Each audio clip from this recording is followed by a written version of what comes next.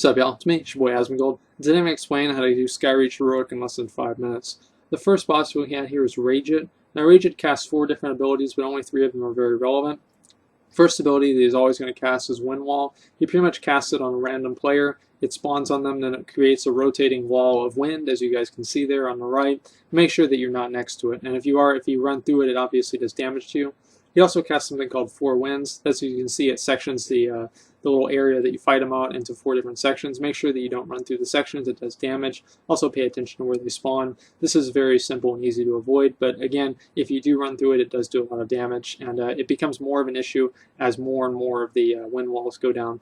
Also, he casts Lens Flare, and that's just basically a laser that tracks you, and it tracks a random person, and you just have to run away from the laser. Like, it's real simple. It's just very, very easy, but the problem is, obviously, whenever there's more and more stuff on the ground, he casts Four Winds again, and it becomes more and more of an issue. As you can see, you have less and less room to move around, and so this is kind of like basically a shit is on the ground, and you have to avoid all the shit that's on the ground fight. Very easy to do. He also charges to random players, and he'll look at them and then charge. It's hard to avoid that, but if you can, it's good, but I didn't really want to talk about that too much because it doesn't really kill you. And it's not really something that most people need to worry about. The next boss here is Arcanath. Now, Arcanath only does 3 different abilities. He does a smash that it does it on the tank. Make sure that you strafe away from it, and again, make sure that if you're melee, you're not standing in front of the boss getting hit by it. Common sense. He also channels beams from 2 of the different ads. You have to intercept the beam, so stand between him and the beam and the ad. Like, as you can see, there are the 2 ads. I'm standing in front of it. It deals damage to you. And but if it's channeling on him, it also will It will heal him, and so that's a huge problem.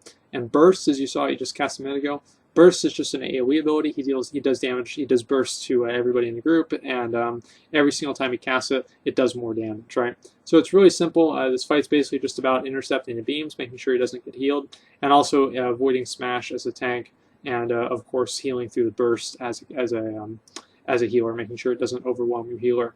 The next boss here we're looking at here is Rockran. Now, Rockran, guys, don't worry about it. He's not a very difficult bird. Okay, he does a few different main important abilities and some other stupid shit that doesn't matter.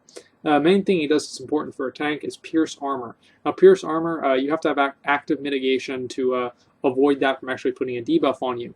Active mitigation is shield barrier, shield block, blood shield, I think it's like shuffle, like whatever the monk thing is, blood shield for DK, shield of the righteous for paladin, all that stuff. You have to have that up while he casts it on you.